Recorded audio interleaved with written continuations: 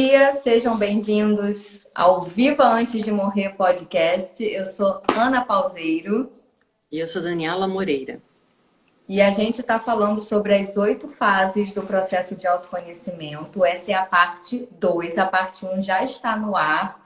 E só para fazer uma recapitulação aqui, a parte 1, nós falamos das 5 primeiras fases que são: primeiro, reconhecendo a crise; segundo, alívio; terceiro, negociação, resistência; quarto, insights, que é quando começa a compreensão; e 5, mudanças de hábito. E agora a gente vai começar o 6, que é enraizamento.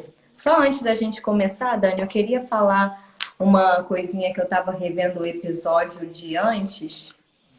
E aí você falou, eu deixei anotado, que eu achei muito legal, e a gente pode falar só um cadinho, que a gente falou um pouco do processo de nutrição, como que se alimentar e se nutrir faz parte também do processo de autoconhecimento e faz parte do amor que a gente resgata pela gente. Então, ficou assim, você não decide fazer dieta, você começa a se amar mais e começa a se nutrir com mais qualidade. Como consequência, você acaba perdendo peso.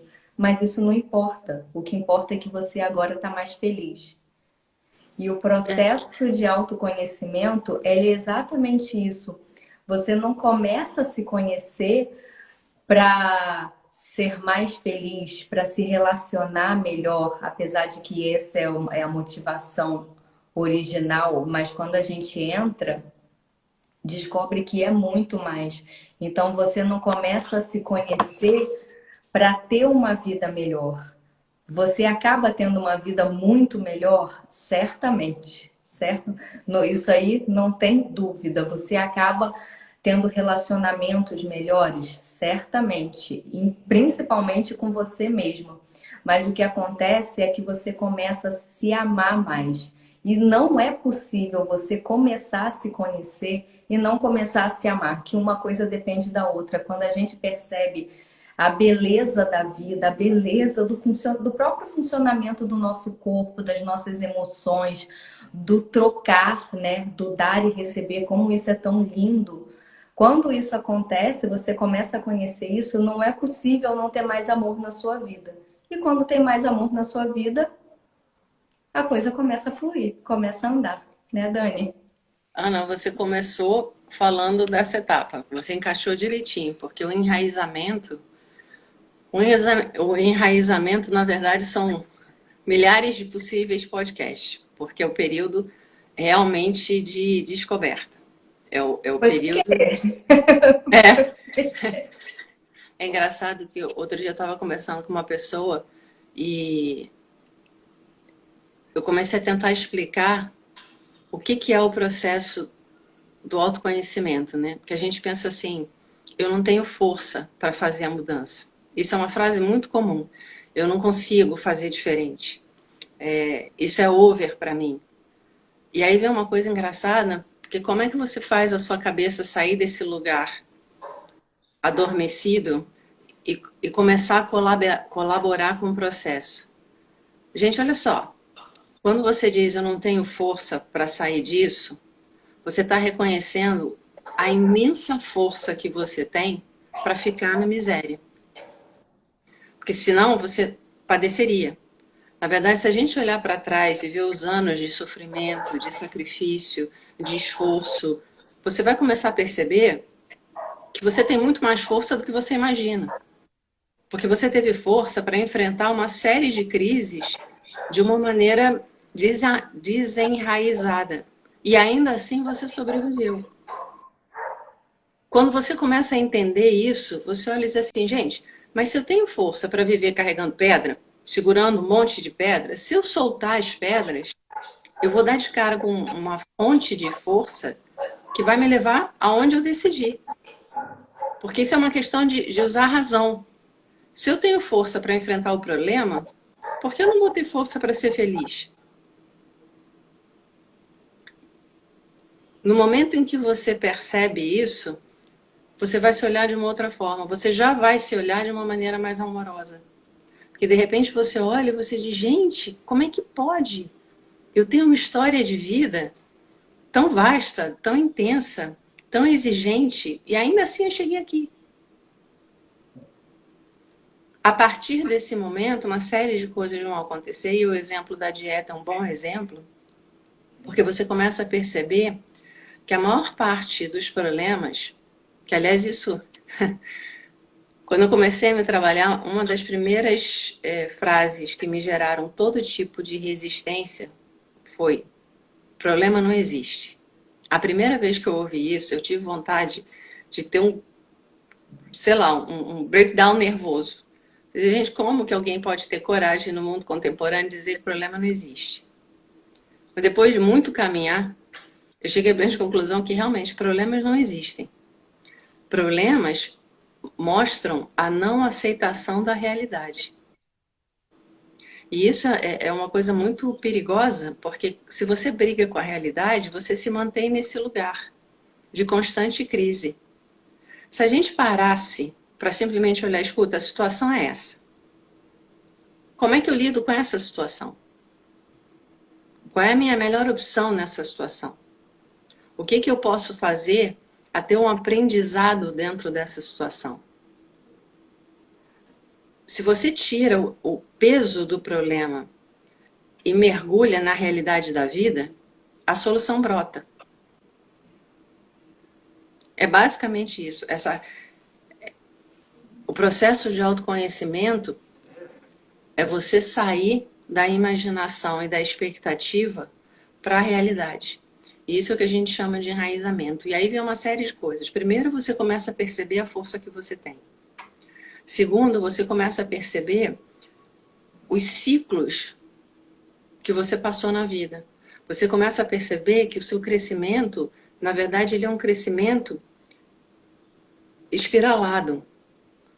Então, mesmo que você... Tem muita gente que fala, mas eu sempre busco as mesmas situações, eu sempre entro nos mesmos tipos de relacionamento. Esse tipo de repetição vem desse lugar. Ao invés de viver e depreender o que há de oportunidade de crescimento, eu fico brigando. Enquanto eu brigo, eu não consigo resolver o lugar que está sendo ativado dentro de mim.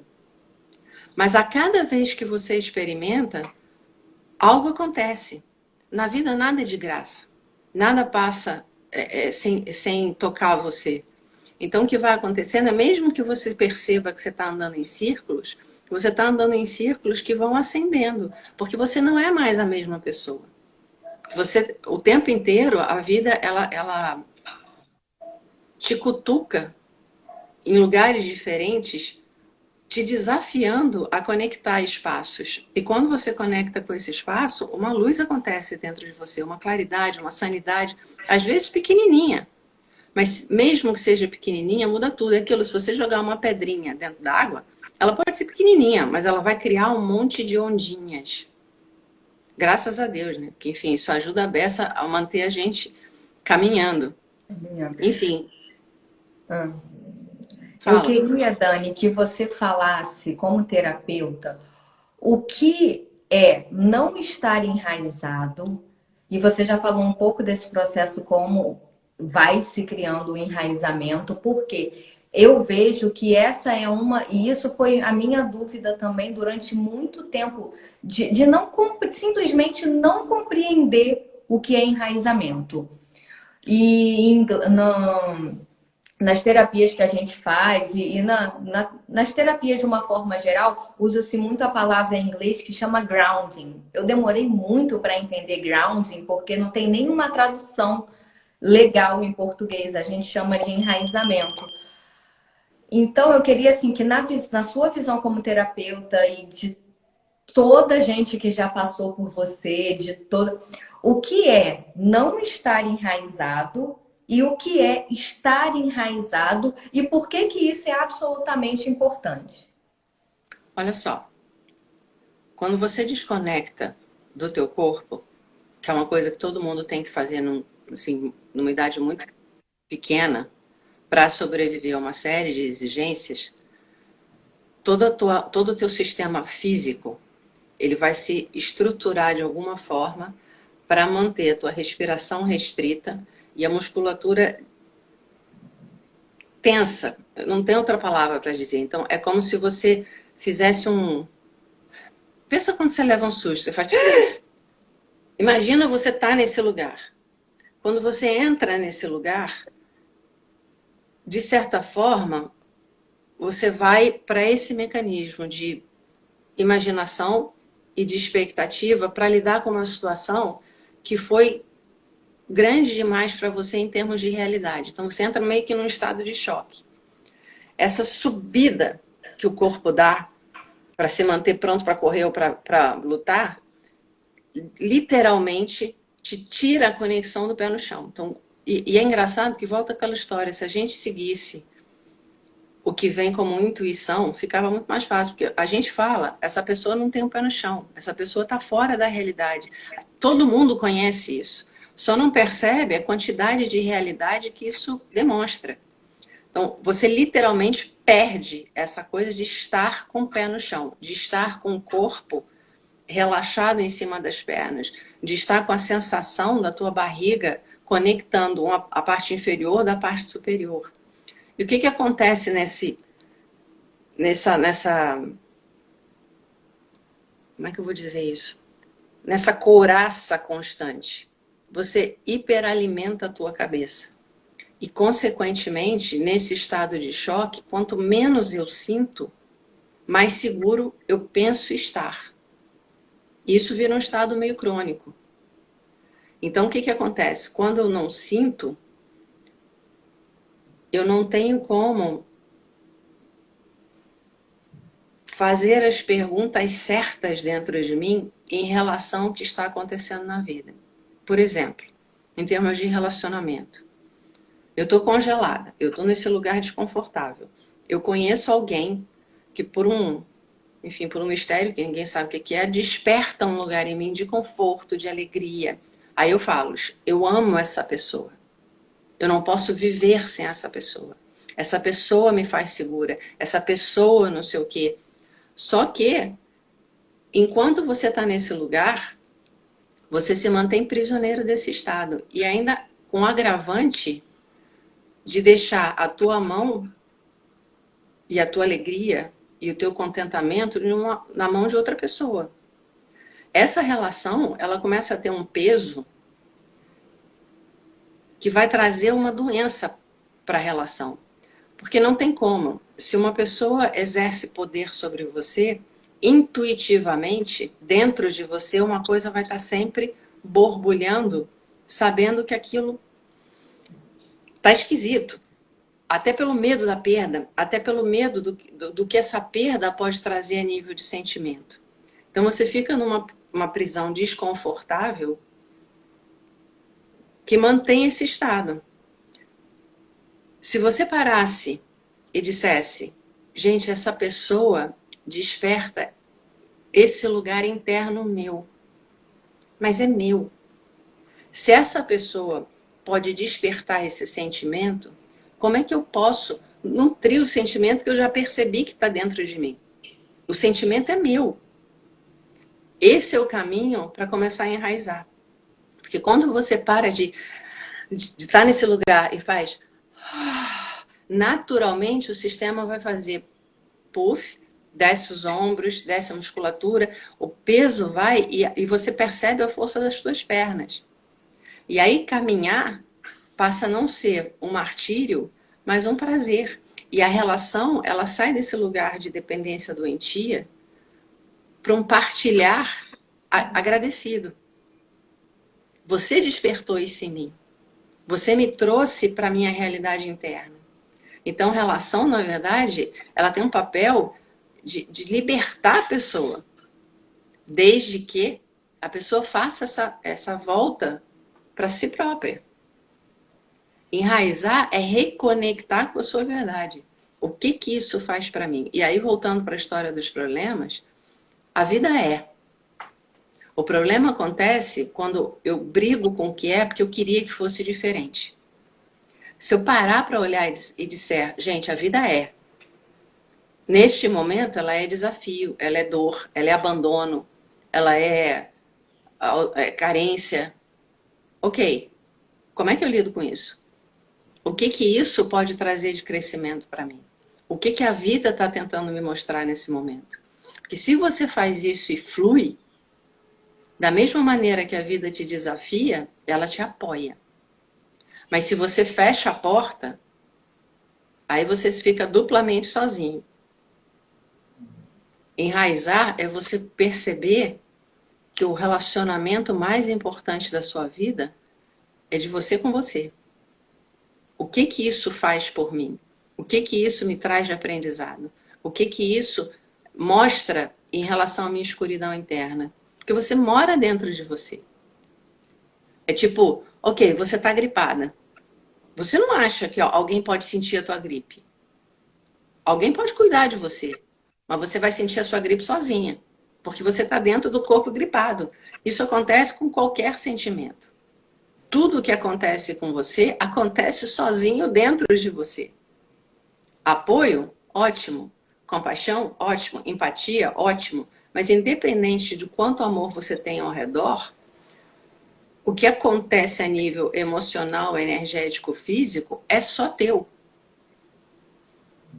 E imaginar de outra forma cria um problema enorme, porque te mantém num lugar irreal. Exatamente. Daí você estava falando isso aí do relacionamento das pessoas que despertam alguma coisa em você. Isso aconteceu comigo durante anos, anos e anos. É o exemplo perfeito de que eu tinha um padrão que eu me apaixonava por determinado tipo de pessoa e esse determinado tipo de pessoa não se apaixonava por mim nem por um decreto. E aí eu sofria. Ai, como era doído. E isso acontece com muita gente. Aí teve um belo dia que aí já estava no processo de autoconhecimento, que eu comecei com 17 anos, né? Já estava no processo de autoconhecimento há um tempo e teve um belo dia que me deu um estalo. O que que todas essas pessoas tinham em comum? Aí entrando um pouquinho só na comparação astrológica, que vai ficar fácil para entender, eram todos sagitarianos. Todos. Quem nunca sofreu por um sagitariano que atire a primeira pedra, né? Porque eu também nunca vi. E qual que era a coisa que fazia meus olhos brilharem por esse tipo de pessoa? Era, gente, como eles são livres, como eles vibram com a vida, como tá tudo bem, como são alegres e tal. E aí eu me apaixonava perdidamente por isso.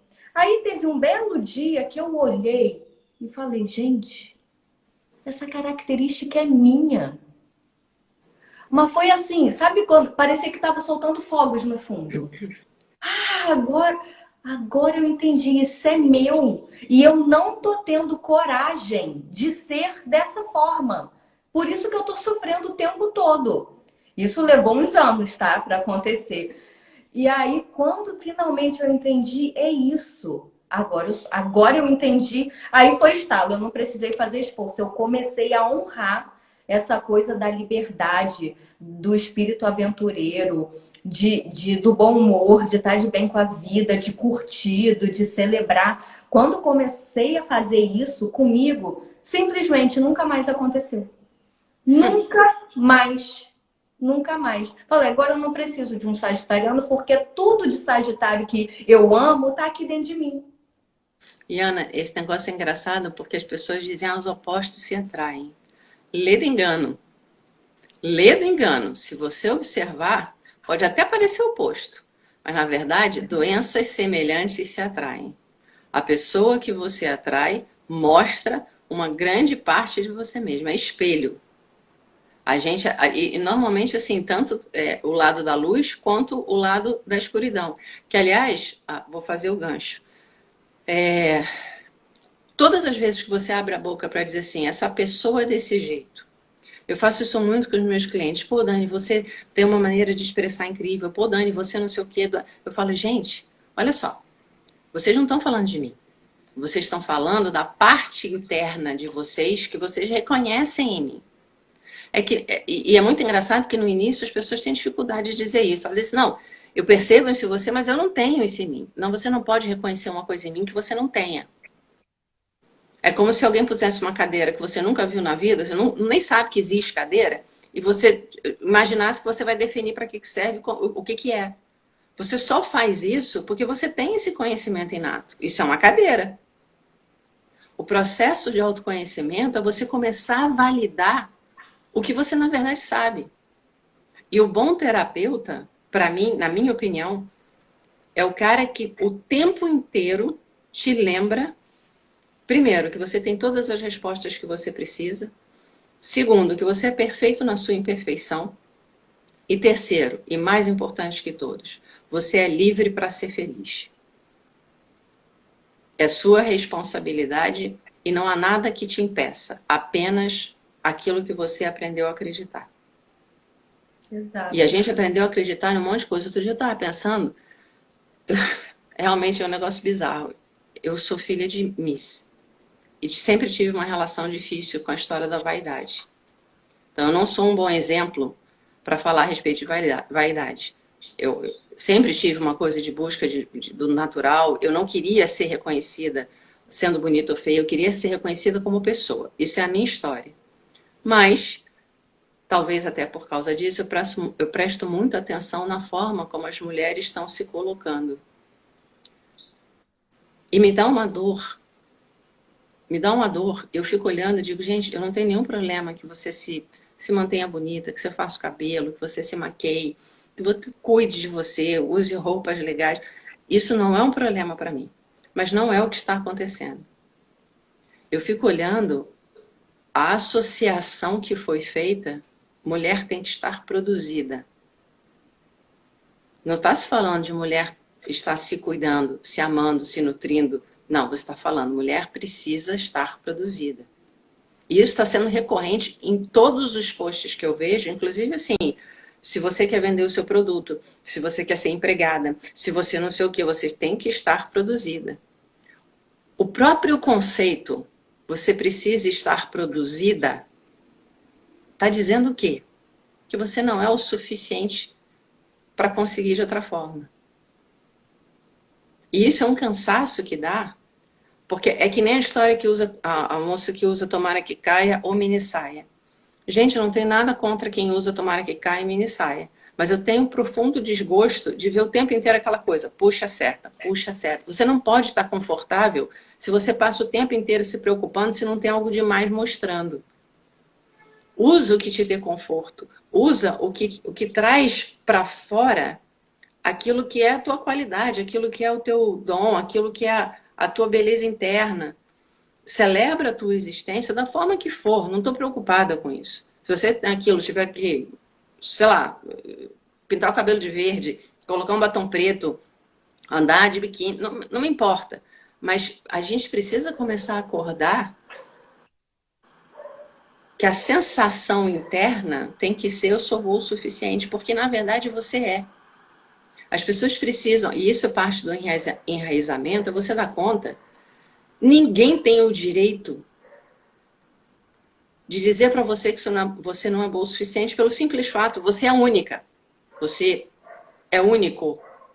Se eu sou único, a comparação não cabe. Quando você aceita se comparar com alguma coisa, você abre mão da sua verdade. Você é único. Outro dia eu vi uma pessoa dizendo assim, não, porque você tem que estar sempre sensual, isso, aquilo, para o teu marido continuar interessado. Eu olhei e falei, gente, o que é isso? Maridos não se maqueiam, maridos não ficam todos arrumados o tempo todo. E você olha para o marido e vê a pessoa.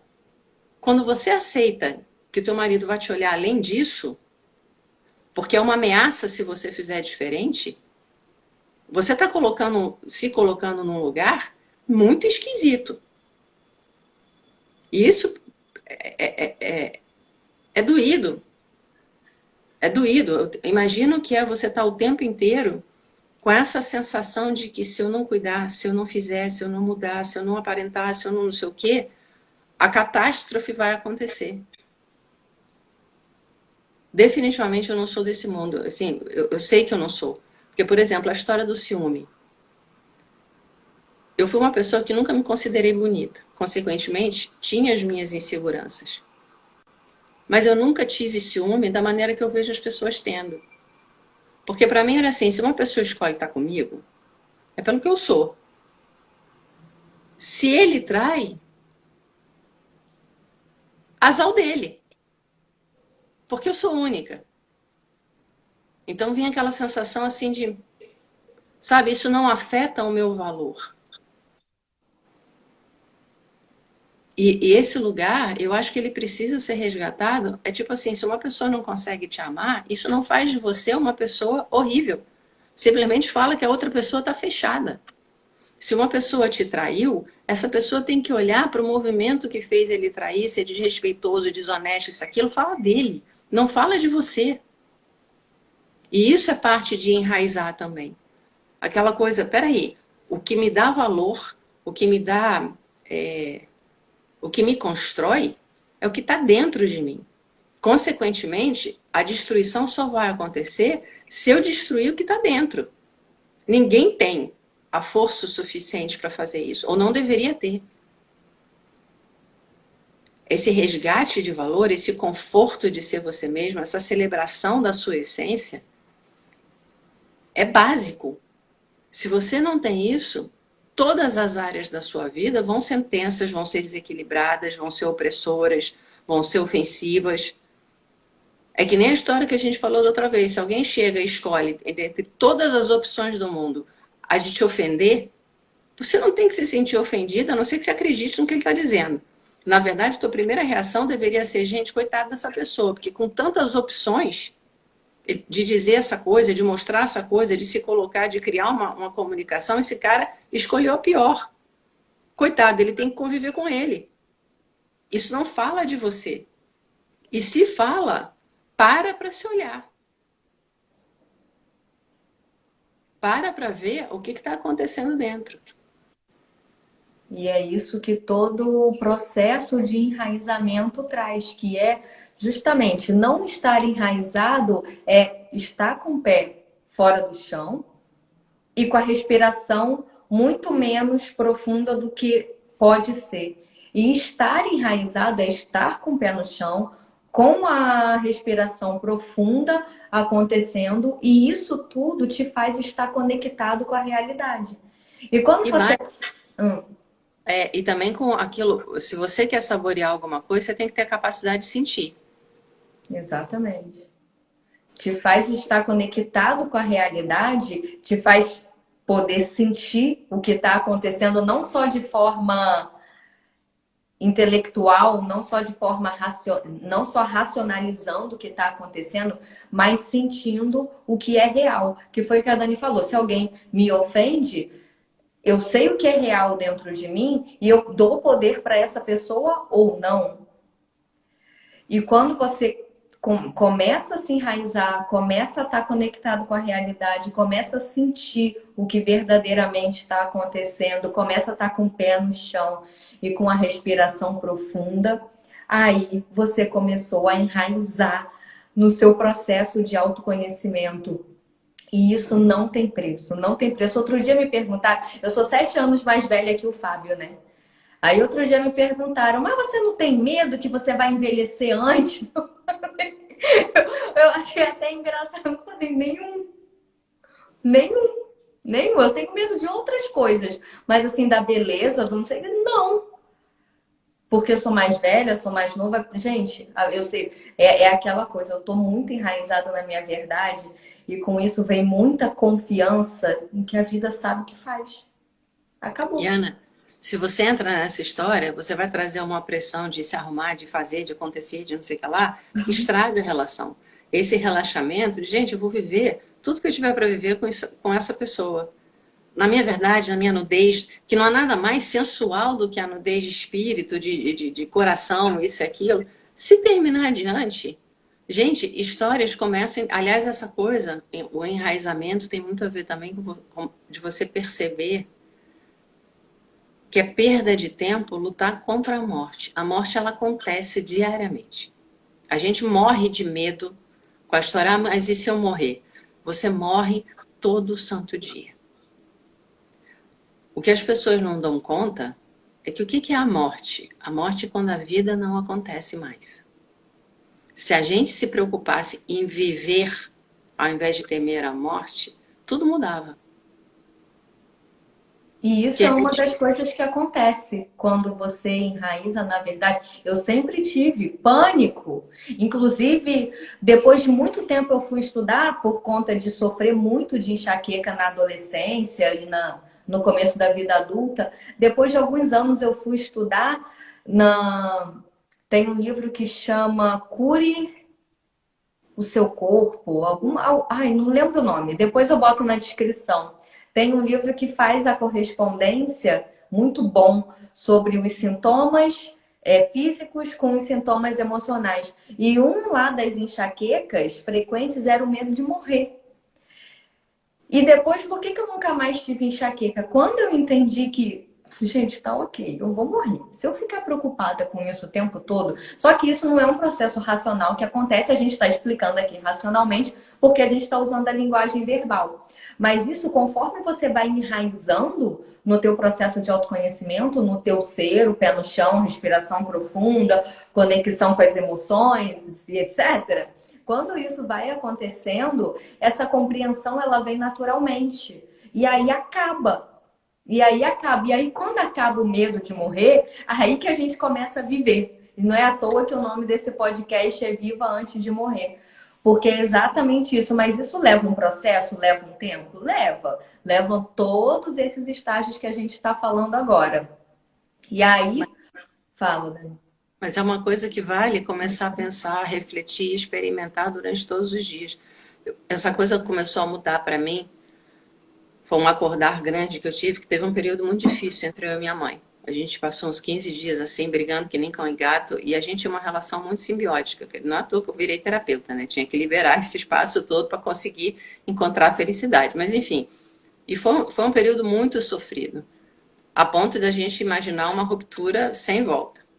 Aí uma amiga minha, no meio do meu sofrimento, me deu um saculejo, literal. Ela me pegou nos ombros, me saculejou. Eu falei, escuta aqui, se a sua mãe morreu hoje, isso tudo tem sentido e vale a pena?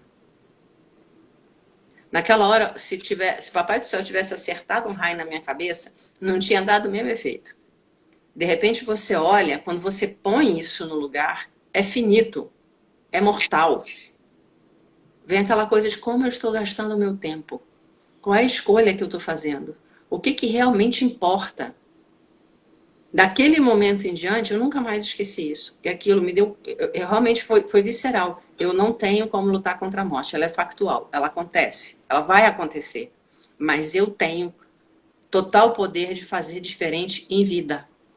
Então, como é que eu vou viver? Qual é a minha escolha? Qual é a pessoa? Que tipo de pessoa eu estou construindo a cada minuto vivido? É fácil? Nem sempre.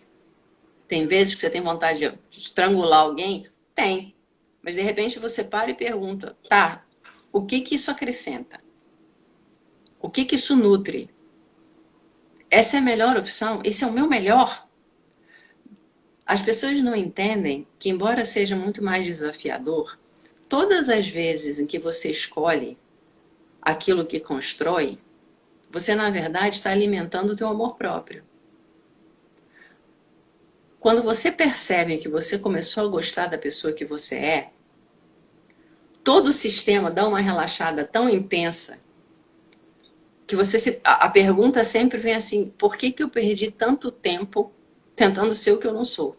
O que eu sou é para lá de mais do que o suficiente. Com todas as falhas, com todos os defeitos, com todos os acidentes de percurso, com todas as aparências questionáveis, o ser humano em si, ele tem um potencial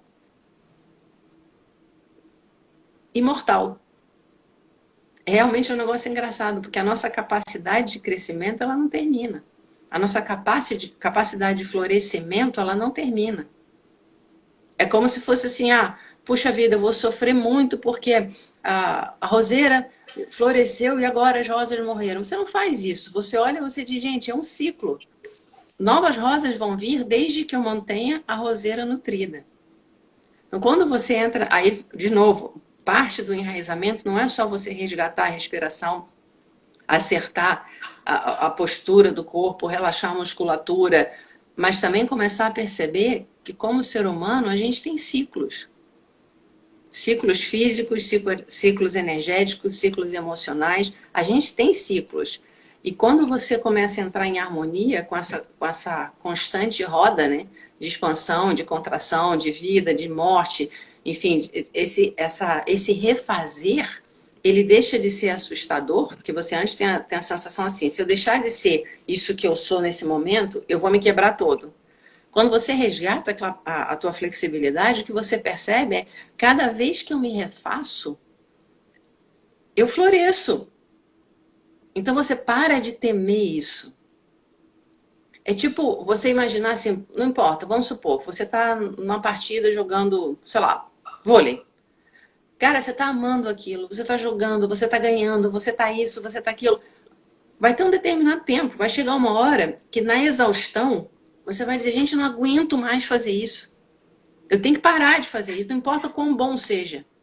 Chega uma hora que a coisa vai no limite, todo aprendizado possível já aconteceu, já foi absorvido, aquilo naturalmente se dissolve. Deixar aí é parte desse processo. Quanto mais total você é, quanto mais intenso você é, quanto mais desnudado você vive, mais você vai celebrar essas coisas, dessa renovação. Porque viver a mesma coisa ad infinito, não importa que seja confortável, prazeroso, que chega uma hora que enche o saco. Você olha e você diz, gente, tá, não, mas se eu for multimilionário, se eu for isso, se eu for aquilo, eu nunca vou cansar disso. Gente, olha, se não existe esse chamado interno de reflorescimento, de renovação, todo ser humano padece. A gente não está aqui para virar um móvel. A gente está aqui para enraizar e florescer e dar frutos e ser diferente, senão qual é o sentido da evolução? Você não pode evoluir se você se agarra num estado só, único.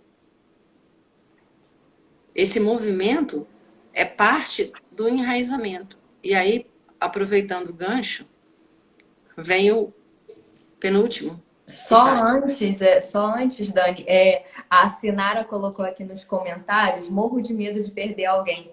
E aí eu acho que o que você acabou de falar serve completamente para esse comentário que ela fez, para esse medo que primeiro dentre muitas coisas do processo de autoconhecimento, é aprender a caminhar no medo, porque o medo dificilmente vai embora, ele fica menor, fica menos assustador, mas dificilmente ele vai embora, porque o medo é uma das coisas, é uma das emoções fundamentais para o nosso sistema de sobrevivência.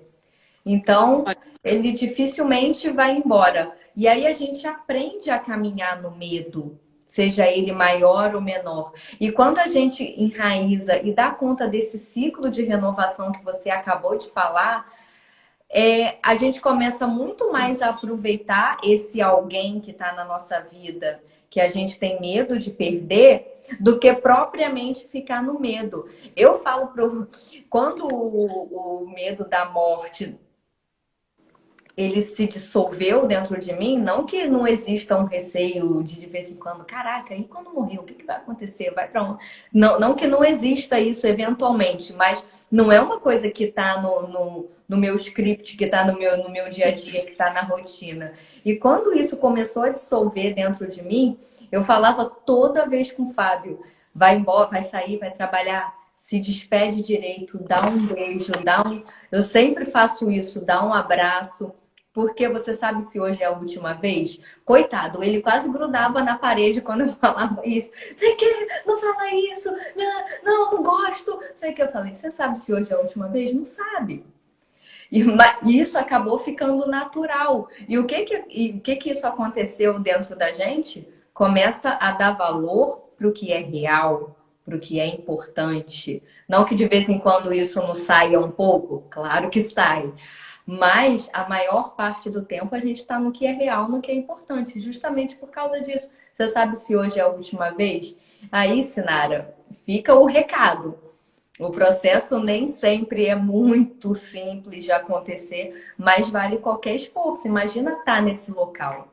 tá nesse lugar que ao invés de estar com medo de perder aquela pessoa que tá ali do seu lado, você tá aproveitando a vida com ela. Muda completamente e muda para um nível de qualidade, um nível de profundidade. Você não tem, eu nem sei como explicar.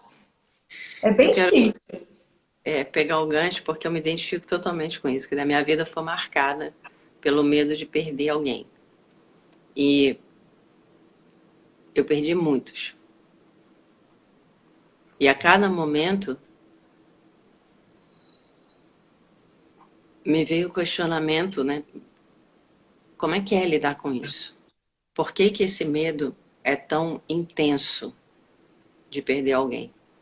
E a resposta que eu encontrei foi porque essa pessoa que eu tenho medo de perder, ela acessa um lado interno, quer dizer, uma coisa interna minha muito importante. E aí me veio a certeza, eu preciso ser capaz de nutrir e expressar essa parte independente dessa pessoa. E aí é o que a Ana fala, como é que você faz isso? Se obrigando a estar no lugar que muitas pessoas dizem, ah, mas isso é mórbido. Não, não é mórbido. Na verdade, é real. De se lembrar, hoje pode ser a minha última oportunidade de estar com essa pessoa. O que que eu quero mostrar? O que que eu quero conectar? O que que eu quero expressar? Nunca deixe para amanhã. A gente fala isso o tempo todo, mas parece que ninguém ouve. Vive com essa sensação. Se isso é uma despedida, o que que eu tenho para oferecer? Porque, na verdade, sempre é uma despedida. Se vai ser eterno ou não, não importa. O que importa é esse ciclo. Você encontrou alguém, você passou uma tarde agradável, vocês conversaram, vocês partilharam, e aí chega a hora do fim. O que que é isso que acontece no fim? Por que que a gente tem tanto medo do fim? Faz um fim que vale a pena, faz um fim que faça a diferença, faz um fim que você perceba que onde existe conexão real, não há o rompimento. E para mim, assim, eu tive a sorte de ter a sensação, um ano antes da minha mãe falecer, que ela ia falecer. Me veio uma intuição assim, eu não tenho outro ano com a minha mãe. E eu vivi esse ano inteiro com um único objetivo. Na hora que acontecer a passagem dela, eu vou estar do lado dizendo, ok, tudo que eu precisava dizer, tudo que eu precisava mostrar, tudo que eu precisava partilhar, eu partilhei durante esse ano. Você é livre para, enfim, seguir a sua viagem e ter essa sensação de paz. E viver esse ano mudou tudo para mim. Quando ela passou, eu sentei no chão, tive a sensação de que eu morri. Mas eu morri em paz. Eu não morri com uma sensação de deixei alguma coisa por fazer. E aí foi super engraçado. Foi como se explodisse dentro de mim certeza não é uma palavra que chegue perto da profundidade do que aconteceu. Mas é aquela sensação de ela está em mim. Não há distanciamento. O que foi partilhado foi integrado de tal forma que viverá em mim. E isso faz toda a diferença. Isso é enraizado de uma forma que te liberta, porque te traz gratidão pelo partilhado. Vamos para o E próximo? aí você passou por todas essas fases e está cada vez mais enraizada no seu processo, lembrando que são ciclos. Você, durante o enraizamento, você pode voltar lá na negociação, aí volta para a resistência, aí de repente tem uma outra crise e pode acontecer um ping-pong, né? Porque a vida ela não é uma linha reta, ela é dinâmica, ela vai acontecendo da forma que bem entende. E aí, ok, você enraizou, você tá lá com sua respiração profunda, tá consciente da sua verdade, do que é bom para você, mudou um monte de hábitos já. E aí, o que que acontece? Aí vem o Você momento começa a ser feliz. mais desafiador do processo de autoconhecimento. Esse, Esse aí, por incrível que pareça, é o momento onde tudo pode florescer ou não. exato. E esse é o momento mais perigoso. É o número 7, só pra gente ficar aqui na didática. O número 7 que é assim, medo de ser feliz. Que por incrível que pareça, o que a gente acha que é, desde quando você nasce, você tem aquela educação, eu quero ser feliz, eu vou ser feliz, e tem toda a fórmula da felicidade, né? A fórmula social da felicidade. Então, o que todo mundo quer é ser feliz. Óbvio, se você perguntar para qualquer pessoa, a pessoa vai falar: o que que você quer? Eu quero ser feliz. Como? Não importa, eu quero ser feliz. Se eu quero ser feliz tendo família, se eu quero ser feliz sendo um nômade, se eu quero ser feliz sendo um médico, se eu quero ser feliz sendo um músico, não importa. Eu quero ser feliz. Esse é o discurso generalizado. Só que acontece que a gente vive numa sociedade que tem esse discurso, só que na verdade tem tantas etiquetas, digamos assim, você precisa ter tantos títulos morais, acadêmicos, sociais, familiares, religiosos. Você precisa preencher tantos requisitos que, na verdade, você esquece de você. Você perde a conexão com você. E aí, quando você faz esse enraizamento e retorna essa conexão com você, você encontra uma pessoa que quer ser feliz, que tem por natureza ser feliz, e de repente essa pessoa vai te assustar e mais, vai começar a desagradar quem está à volta. Porque não há nada que incomode mais quem está à sua volta, é você esfregar na cara dos outros o tempo todo, ainda que não intencionalmente, que você é uma pessoa que vive bem, que vive feliz. Isso incomoda muito. Já me perguntaram uma vez, eu lembro uma vez nitidamente, eu estava me arrumando para sair. E assim, eu estava indo sair, era uma coisa banal. Eu só estava feliz, eu estava cantando no quarto, penteando meu cabelo, sei lá. Falei, tá feliz por quê? Cara, eu levei um susto. Porque não foi uma coisa maldosa que veio na minha direção de jeito nenhum, mas foi o espanto de ver, você tá feliz por quê? E isso vai começar a acontecer o tempo todo, e aí vem junto com tudo isso uma sensação de culpa, vem aquelas vozes lá de trás, eu não mereço, o mundo tá tão cruel, tem tanta gente passando fome, tem tanta gente passando necessidade, como eu posso ser feliz? Isso é um processo que às vezes, se você tiver sorte, vai acontecer conscientemente, você vai se dar conta do que está acontecendo e vai poder fazer essa escolha. Só que na maior parte das vezes ele acontece de forma inconsciente. Por isso que a gente diz da importância de você ter alguém que te ajude nesse caminho para te sinalizar isso. Porque, no fundo, o que a gente tem medo é de ser feliz. Porque quando você é feliz, você se destaca do grupo, se destaca da multidão e vem até um processo de se sentir sozinho. E como o ser humano é um ser que ele tem esse ânimo, tem essa vontade de estar em grupo, às vezes fala, não, vou dar uma reduzida aqui, senão vou ficar excluído do grupo X. Isso é um perigo Ana, imenso. aproveitando o gancho, uma das coisas que eu não quis falar no enraizamento, mas que eu vou falar agora, en passant, porque depois a gente vai olhar para isso com mais calma em outro podcast, chamam condicionamento. Condicionamentos são crenças, basicamente, que foram enfiadas goela abaixo, que você passa a acreditar que é verdade. Uma delas é, eu quero ser feliz. O que é ser feliz que você aprendeu?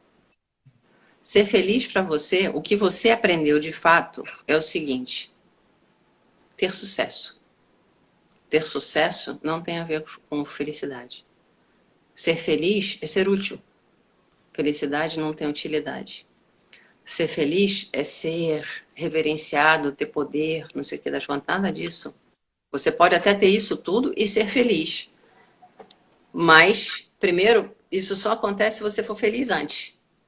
Então, felicidade, daí por isso, porque incomoda tanto, você não pode ser feliz enquanto você não tiver prazer absoluto de ser você mesmo e coragem suficiente de não abrir mão disso, independente do quanto você perderá por isso.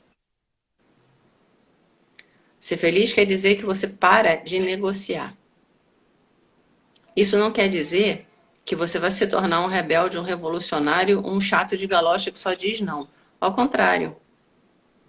Ser feliz é a capacidade de se dizer sim de uma maneira tão natural, e daí vem o desconforto externo, que você começa a espelhar que é possível.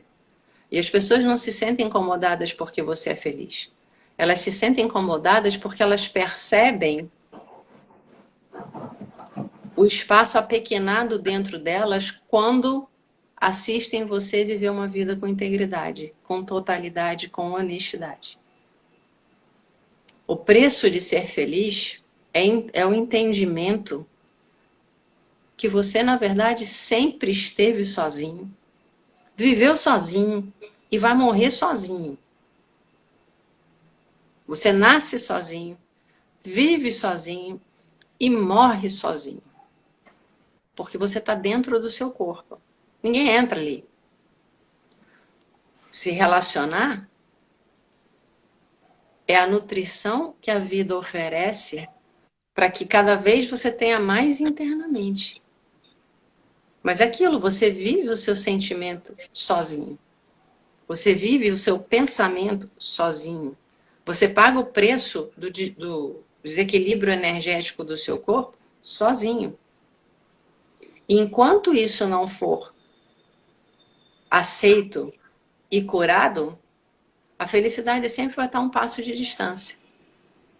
Felicidade é aquilo, é a criança, ela é simplesmente feliz. Por quê? Porque ela está confortável dentro dela, porque ela está aberta, porque ela está saudável, porque é prazeroso estar dentro dela mesma. Isso é felicidade. Enquanto a gente tiver condições, rótulos, como a Ana falou, não, ser feliz é isso. Não. Ser feliz cai no caso. Só você sabe o que é. Para algumas pessoas, se sentir confortável realmente dentro de si é ter um determinado padrão de vida, é ter, enfim, uma determinada estrutura, um tipo de relacionamento, sei lá. Isso vai variar de pessoa a pessoa. Tem gente que tem uma maneira muito mais espartana de viver. Tem gente que tem necessidade da abundância, do brilho, do não sei o quê. Não importa. O que importa é que essa parte externa reflita a verdade interna. É um risco, porque não existe liberdade sem responsabilidade. Daí o medo de ser feliz. Na felicidade, você realmente assume o fato. Eu sou sozinho. Eu sempre fui sozinho. Isso dói. No primeiro momento, dói muito olhar para isso. Mas enquanto você não conseguir entender isso, vivenciar isso, aceitar isso e honrar esse lugar, a felicidade vai ser periódica, vai ser momentânea. Ela não vai ser um estado de preenchimento, exuberância e florescimento. Vai depender do externo também, né? E não é assim que ela se enraiza dentro de você. Não. Não tem jeito. A felicidade, ela vem desse lugar de, gente, eu sou bom o suficiente para mim, tá de bom tamanho. Quem não gostou disso, sinto muito. E é justamente, né, Dani, quando a gente entra nesse espaço de aprender, o preço da felicidade é você descobrir que você é sozinho, nasceu sozinho, vive sozinho, morre sozinho e se relaciona no meio do caminho, é justamente quando você decide enfrentar esse medo. Não digo nem enfrentar, porque quando você começa a brigar, o negócio desanda, né? Quando você decide caminhar, continuar a sua caminhada mesmo com esse medo e encontra esse lugar de solitude, que aliás eu acho até que já pode ser o tema do próximo episódio, né? Para a gente poder explicar essa dinâmica com mais profundidade. É quando você encontra esse lugar, é quando as melhores pessoas começam a aparecer na sua vida. Eu lembro que eu me debati anos e anos, porque eu sempre quis ter um relacionamento amoroso que eu pudesse aprofundar. E eu passei anos e anos brigando com isso, porque não rolava, não dava certo, não funcionava, e etc, etc, etc. E aí, um belo dia que eu falei: chega, chega, não aguento mais. Não aguento mais estar nesse lugar. Eu vou viver agora com o que a vida trouxer. O que a vida trouxer, vou aceitar. Se trouxer alguém que funcione, eu vou aceitar. Se não trouxer, ok. Eu vou fluir com a vida. Não vou mais brigar com isso. Pô, não deu 6 meses. Semelhante se Não, eu acho que não deu 2 meses. É isso, quando eu decidi estar nesse lugar, eu tenho que estar bem comigo. E não é, volta aquela coisa, não é um processo que você entende racionalmente. A gente explica racionalmente porque tem que usar a linguagem verbal aqui para estar nessa tela você assistindo. É um processo que acontece profundamente, com todas as células do seu ser, um processo de compreensão total, racional, emocional, energética, espiritual, para quem gosta, né, de ir por esse caminho também.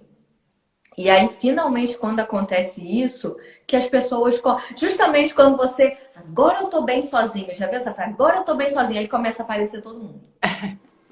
É exatamente assim que funciona. Cara, Diana, é, é, é cômico, mas e é na trágico, verdade, porque tem um monte de gente batendo a cabeça nisso ainda, tentando buscar no outro, que o outro supra a sua necessidade. Tem um monte de gente ainda batendo a cabeça nisso, e não dá conta que não é assim que funciona, é justamente o contrário. no momento em que você relaxa e aceita a sua solidão, você volta para a fonte. E você atrai, porque por mais que. Gente, é aquela coisa. Quantas mulheres se apaixonam pelo bad boy? Porque tem um desafio, porque tem, né, aquele movimento possível de crescimento. A pessoa que relaxa dentro dela, ela vai incomodar, mas ela vai atrair. Porque é aquela pessoa que você senta do lado e de repente você começa a sentir que está dando um relaxamento, ou é aquela pessoa que de repente vai te sorrir com um sorriso cheio, porque ela está tranquila dentro dela e aquilo muda o teu dia. Você começa a olhar e você diz, gente, o que que essa pessoa tem? Ela tem uma coisa, é o abraço que a pessoa dá. Porque você está vindo de um lugar diferente. Então, ao mesmo tempo que tem essa coisa, pessoas vão temer você, porque você vai ter uma força, você vai ter um brilho, você vai ter uma verdade estampada, exposta. Ao mesmo tempo, quando você faz esse caminho e enraiza na tua felicidade interna, você olha para todo mundo com gratidão, porque você entende, ninguém passa pela minha vida sem trazer um crescimento ou a possibilidade de um crescimento. Você entende quando as pessoas vêm te dar apoio, isso, aquilo, que são pessoas que estão te nutrindo de amor. Você começa a olhar aquilo, você para de olhar para os outros como inimigos em potencial. Que você entende que para ser inimigo você precisa dar poder para ele. No momento em que você olha e você diz, a minha vida, na verdade, acontece dentro de mim, ninguém pode entrar dentro de mim, tem uma coisa de segurança que acontece. Entra quem eu quero. E se entrar, né, se de repente você arrumar a casa, eu fecho a porta e vou arrumar a casa em casa e volto. Eu não preciso negociar com essa pessoa para ela, né, pagar o sinistro, sei lá, o raio que parta para... Não, deixa a pessoa para lá, ela já fez dano suficiente. Agora eu vou acertar aqui. E aí eu resgato o poder de novo. Enfim, mas basicamente no momento em que você se descobre suficientemente bom para você mesmo, que isso gera um conforto, você percebe que você é capaz de ser feliz porque você se sente contente internamente, a tua visão para o mundo e a forma como você começa a vibrar muda, ela se eleva. Porque você vai estar num espaço de mais amorosidade, de mais respeito, de mais consciência. Então tudo muda, é o que a Ana falou. E é assim, porque não é uma coisa racional. É como se você tivesse com uma mangueira entupida, que você vai fazendo um trabalho de autoconhecimento, vai limpando, vai limpando. Num determinado momento, você tira um negocinho desse tamaninho e a água jorra. É assim. Mas se você ficar só olhando, fazendo planos, conversando a respeito, aquilo não vai acontecer. O trabalho tem que ser do dia a dia, o trabalho tem que se materializar. Não é uma coisa que você resolva com a cabeça, não é uma coisa que você pode falar durante 30 anos e mudar. Não. Você precisa transformar a compreensão racional num movimento energético com expressão emocional para chegar nesse lugar. São várias camadas. E aquilo, lembre-se, a gente está andando espiralado, ascendente, mas não quer dizer que você não vai andar em círculos. Tem determinados momentos você vai voltar para a mesma situação, você vai olhar, gente, não acredito. Pensei que tivesse resolvido isso, não resolvi, voltei. Mas só o fato de você perceber que voltou, porque antes você vivia sem dar conta. Agora você já percebe que voltou para aquele lugar. Já mudou. E pode fazer novas escolhas. Justo, e da próxima vez você vai ver antes. Estou entrando no mesmo lugar. Eu quero viver isso? Aumentar a consciência e ampliar possibilidades de escolhas. Consequentemente, fazer melhores escolhas. E aí a gente entra na 8ª e última fase do processo de autoconhecimento, que você decidiu caminhar no medo de ser feliz e tem isso enraizado na sua vida. Ah, agora eu vou ser feliz para sempre, nunca mais terei questões para resolver. Não, já somos adultos, já sabemos que não funciona dessa forma. Mas você se torna uma pessoa que enraizou na própria felicidade e vai saber lidar muito melhor com as questões que vão aparecendo no dia a dia. E de repente, o que era um grande problema passa a ser um pequeno problema ou passa a não ser um problema, de forma alguma. E aí, depois que você enraiza, você entende isso, você entende que ser feliz é saber que está sozinho e agir a partir disso.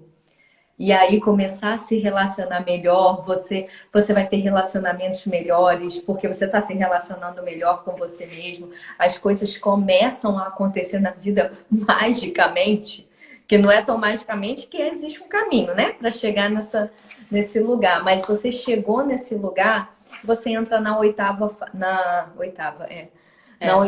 fase do processo de autoconhecimento, que é o espaço de saúde. Que é o espaço que você começa a integrar a saúde de uma forma geral, não só a saúde não ter doenças. A saúde, eu tô saudável fisicamente, eu tô saudável mentalmente, eu tô saudável energeticamente. Você entrou no fluxo da vida.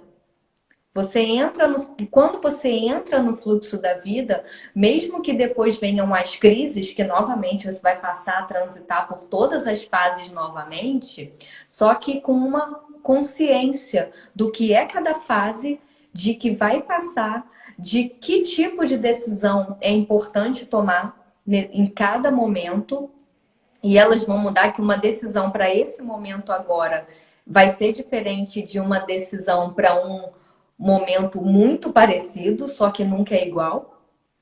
E aí você enraiza nesse lugar, e aí a gente fala que não tem volta. Você passou por isso tudo, você entendeu. Porque, na verdade, como Ana, é bom estar nesse lugar. para eu não me perder, você fala de consciência.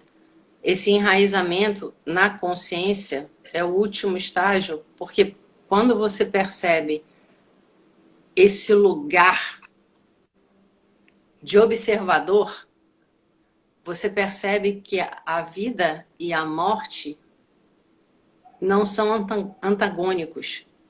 Isso é o que faz a vida ter sentido. Então aquilo, eu estou em crise. Ok, mas eu não sou a crise.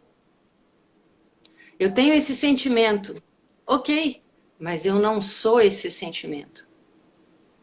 Ah, eu tenho uma diarreia mental crônica. Ok, mas eu não sou só a minha mente. Essa consciência te dá o desapego, de certa forma, de todas essas prisões que, na verdade, não são reais.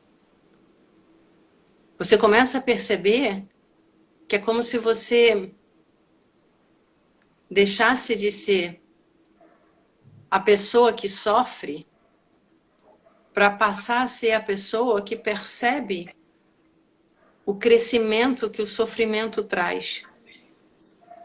Você para de brigar com a vida e você começa a perceber os ciclos com celebração. Você sente o sabor, mesmo que seja a dor mais profunda. Aquela coisa de, gente, hoje meu coração derreteu. Mas você tem aquela sensação da chuva de verão. Que se o teu coração derreteu, o choro veio e em seguida a vida brota com uma força de agradecimento pelo fluxo da energia.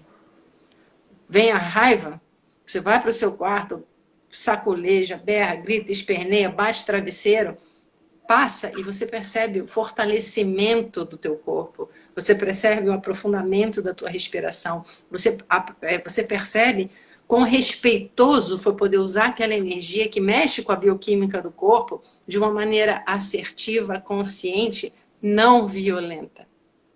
E como isso te transforma. Então, o importante desse lugar de saúde é entender os desequilíbrios, eles são esperados e eles são necessários. Porque senão você vai estagnar. A diferença é como você começa a ser capaz de administrar isso. É a história da montanha-russa. A vida é uma montanha-russa. Tem horas que sobe, tem horas que você tem que enfiar a mão para cima e berrar, porque ela está descendo, mas ela vai subir de novo. E a beleza da vida está nisso. De outra forma, a gente ia se transformar no bicho preguiça. Não fazer nada, ficar durinho. Ó. Só que com a diferença, né? Que o bicho preguiça curte a preguiça. A gente ia ficar na preguiça com a cabeça enlouquecida, cobrando, exigindo, dizendo que estava errado, não sei o quê. Quer dizer, no martírio paralisado, que não faz o menor sentido. É isso. E como é bom, gente, como é bom, como não tem preço. Você sentir a energia, literalmente, a nossa bioenergia fluindo a nossa bioeletricidade, fluindo no corpo, você borbulhando. Cara, isso é muito bom.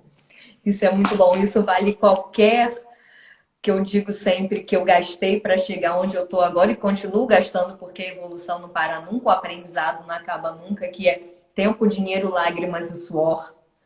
Todo o pacote. Né? Que vale tudo, porque realmente é muito bom. Não tem ninguém que chegou nesse lugar e não falou é recompensador. Eu tô muito feliz aqui. Eu faria tudo de novo todas as vezes possíveis. É muito bom estar nesse lugar. Obrigada, bom dia aqui, eu gostei muito. Eu tava falando. Bom dia, Cebiades. Eu tava falando outro dia, eu passei uma semana muito ruim, muito ruim, muito ruim. Eu tava muito quieta, mal apareci no Instagram, nos stories, estava realmente no lugar do meu coração doendo. E aí o Fábio me perguntando: o que que tá acontecendo? Eu falei: eu tô tão infeliz, eu tô tão infeliz hoje. Mas é assim, eu tô infeliz hoje. O que que tá acontecendo? Eu não sei, só tô sentindo, deixa liberar. Ai, mas você tá infeliz com o casamento, tá infeliz com o trabalho, tá infeliz com Portugal. Tá, falei, calma, Portugal não tem nada a ver com isso. O casamento não tem nada a ver com isso. Calma, vai passar. Como passou? Acabou de passar. Então, mesmo que você, depois que você passa por todas essas 8 fases do processo, mesmo que depois venha uma crise, um problema, uma questão, uma perda, seja lá o que for, você já entendeu que dá para sobreviver e dá para continuar sendo feliz, e dá para continuar vibrante e que o processo é recompensador e que tá na dor faz parte e que vai passar. E quanto mais você investe em você, mais espaço interno abre. Toda a dor sentida traduz a tua capacidade de amar. Toda a raiva sentida traduz a tua capacidade de ter prazer físico. E assim por diante. Todo medo sentido traduz a tua capacidade de ser sensível, empático, enfim. A gente tem que entender que o grande desafio é olhar para si próprio como o projeto mais importante da sua vida. É você perceber que tudo ao seu redor traduz a maneira como você lida com você mesmo. Se você se priorizar, a vida vai responder à altura. Hoje, para mim, é muito claro. Estar aberta é o objetivo principal da minha vida. E estar bem em estar aberta, com todos os riscos que isso traduz. Sem estar aberta, o melhor de mim não tem espaço para se mostrar. E eu não gosto de me sentir o pior de mim. Eu não gosto de viver no lugar fechado, aleijado, escondido. Lembra disso nos momentos difíceis. Qual é a pessoa que eu quero construir? Que tipo de pessoa eu quero ser? Quando eu faço uma escolha, o que isso traz de resultado na minha vida? Se você tiver esse compromisso em manter o foco em você, a vida vai responder com abundância, porque ela é sempre abundante. Se está faltando vida, se está faltando abundância, olha se as portas e as janelas não estão fechadas. Tem alguma coisa para acrescentar, Ana? Nada, nada, nada. É isso. Eu tenho sim, mentira, eu escrevi aqui, acho que eu vi isso no seu Instagram hoje, que combina pra gente encerrar o episódio de hoje, que foi, perguntaram para Buda qual a diferença entre eu gosto de você e eu amo você. E aí ele respondeu, quando você gosta de uma flor, você a arranca. Quando você ama uma flor, você a rega todos os dias. E quem entende isso, sabe onde deve permanecer. É sobre regar. É sobre regar todos os dias. E o dia que não der para regar, ok, somos humanos. Mas lembra, é sobre regar todos os dias. Não regou hoje, volta a regar amanhã. Porque assim não tem como não florescer. Galera, beijos e até semana que vem. A gente vai começar a gravar às quartas-feiras, ao invés dos domingos, que domingo tá ficando um pouquinho complicado, aí a gravação ao vivo vai ser sempre às quartas, mas o episódio sobe toda terça, como programado. E um beijo para vocês. Obrigada, Dani. Obrigada quem esteve aqui, participou. E até o próximo episódio. Tchau, gente. Até logo. Obrigada.